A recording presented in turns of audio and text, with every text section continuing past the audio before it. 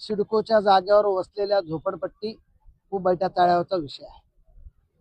ज्या पुत्रांना 12.5% plot reserve केला होता, त्या 12.5% खुल्या जागेवर सिडकोशी व महानगरपालिकेची हात मिळवणी करून भूमिपुत्रांनी टावरच्या त्या ठिकाणी उभा केलेला आहे। आणि आता आमच्या या गोरगरीब झोपडीधारक 2002 पासून 2006 पासून 2008 पासून त्या ठिकाणी राहत आहात, त्यांच्याकडे घरपट्टी आहे, लाईट बिल आहे, अशा तोळ्या जमीन जो हा सिडको करायला लागला आणि काय बोलतो की आम्हाला 12.5% वाल्यांना जागा द्यायची। अरे बाबांनो, ज्यावेळेस 12.5%चा रिझर्व प्लॉट ठेवला होता त्यावेळेस ते जागा कुठे गेली, कोण त्याच्यावर बिल्डिंगा बांधल्या याची विचारपूस का करत नाही। एका बाजूला आमच्या देशाचे प्रधानमंत्री सांगत आहेत की 2022 पर्यंतच्या लोकांना बेघरांना मी घर देणार, दुसऱ्या बाजूला आमचे एकनाथ भाऊ व देवा भाऊ आमच्या राज्याचे मुख्यमंत्री 2011 पर्यंतच्या लोकांना घर देण्याचं आश्वासन देत आहेत, संरक्षण द्यायचं।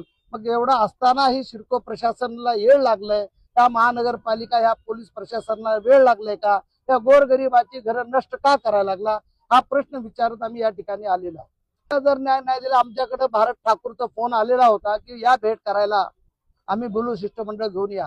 हे भारत ठाकूर स्वतः गोरगरिबांचे घर तोडतोय, तर आम्ही त्याच्याकडे कशासाठी जायचंय। आणि आमचे बरेच आम्ही निवेदन त्या रायगड भवनला दिलेले आहेत। एक वेळेस आमचे जो सीओ आहे, काय त्यांचं नाव आपला मेहळे साहेब, त्यांना पण निवेदन दिलेलं आहे। तर आम्हाला त्यांच्याशी बोलायचं नाही, आम्हाला सेपरेट आम्ही MD भेटणार आहे।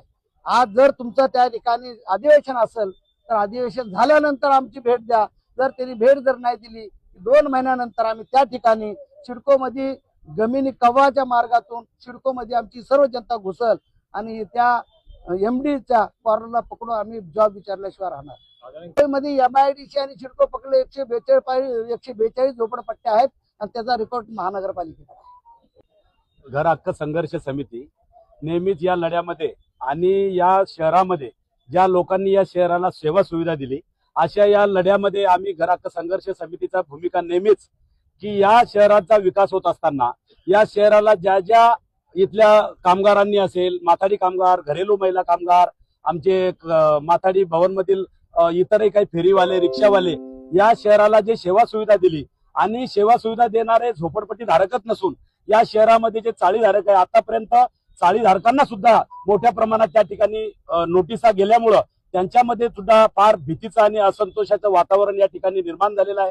आमचं नेहमीच या शहरातल्या सिडकोला किंवा महानगरपालिकेला, एका बाजूला महानगरपालिका सांगते की आमची या शहरामध्ये 1 इंचही जमीन नसून, परंतु 2011चा जो शासन निर्णय घेत असताना सर्व आमदार, विधान परिषदेचे आमदार यांनी ठरवूनच तो निर्णय आणि महाराष्ट्राचे विधानसभेचे अध्यक्ष आणि इथून राज्यपाल यांच्या सहीनिशी हा GR पारित झालेला असतो, परंतु त्याची अंमलबजावणी होताना सिडको एकीकडे कानाडोळा करते, टोलवाटोलीची उत्तरं नेहमीच त्यांची असतात।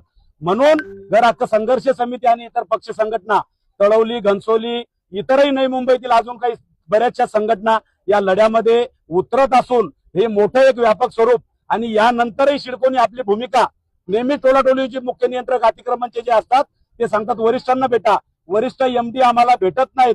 आज अधिवेशन काळ असेल, परंतु येणाऱ्या 15 दिवसानंतर, महिन्यानंतर त्यांनी आम्हाला भेट द्यावी, आमचं शिष्टमंडळ त्या ठिकाणी जाईल आणि शासनाने जे काही निर्णय घेतलेले आहेत ते शासन निर्णय एका बाजूला MIDC NOC देते, परंतु सिडको का टाळाटाळ करते याचं उत्तर MDने आम्हाला द्यावं, नगरविकास खात्याने द्यावं, गृहनिर्माण जे निर्माण मंत्री असतील, एकनाथ शिंदे साहेब असतील, राज्याचे लाडके मुख्यमंत्री देवाभाऊ असतील, यांनी उत्तर द्यावं। अन्यथा हे आंदोलन आज या स्वरूपाचं असेल, परंतु भविष्यात हे उग्र आंदोलन सिडको असेल, महानगरपालिका असेल, MIDC असेल, रेल्वेच्या जमिनी असतील, याच्या स्वरूपात एक मोठं उग्र आंदोलन या नवी मुंबई असंतोषाला या सरकारला, केंद्र सरकारला सामोरं जावं लागेल। हीच आमची भूमिका घर हक्क संघर्ष समिती म्हणून या ठिकाणी आहे। झोपडपट्टी आणि एक कोकण भवन पण नव्हतं आणि हे सरे सिडको ऑफिस नव्हतं, वार्ड ऑफिस नव्हते, तेव्हापासून आमची झोपडपट्टी आहे।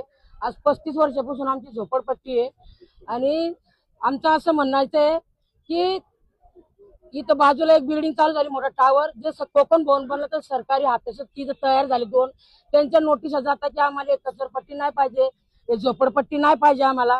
तर आमचं असं म्हणणं की आम्ही एवढ्या वर्षे जर आम्ही निवडून देतो सऱ्यांना, आमदार, खासदार, नगरसेवक झाले, मोदी सरकार काय बोलले की आम्ही 2022 पर्यंत घरं देऊ, मग आता कुठे गेले, कुठे झोपले? इलेक्शनच्या पहिले आमच्याकडे सगळे वेगवेगळ्या रस्त्याने येत होते, आम्हाला हात जोडत होते की तुमचं आम्ही सर्वेक्षण करून देऊ, तुमचं पूर्ण वसन करणार. इलेक्शन आताच झालं, अजून जागेवर बरोबर बसले पण नाही.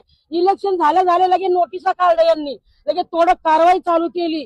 का आम्हाला गरीब आम्ही लोक तुमचे जर सिडकोचे अधिकारी जरी असतील, सरे असतील, आमच्या महिला तुमचे धुणे भांडे करता, तुमचं जेवण बनवता, तेव्हा तुमच्या मुलाच्या तयारी करता, तेव्हा तुमची मुलं शाळा शिकता, तेव्हा तुम्ही तर ड्युटी टायमाला हजर होता. आमचे जे माणसं आहेत, आमचे मुलं आहे, आमचे तुमचे संडास बाथरूमचे ते पाईप फुल होता, तुमचं बाथरूम भरता, आमच्या माणसं जाऊन सनी तुम्ही ते साफ करता. आमचे रस्ते झाडू मारणं, बिडीचा कचरा घेणं कोण करतं? सेवा आम्ही देतो. आमची झोपडं तुम्हाला चालत नाही. आमचं इलेक्शन चालतं, आम्हाला बोलता वारंवार. आम्ही ज्यांना निवडून दिलेले आहे त्यांच्या घराजवळ आम्ही आंदोलन करणार आहे आणि तिथून उठणारच नाही आम्ही त्या अक्कल घेतल्याशिवाय.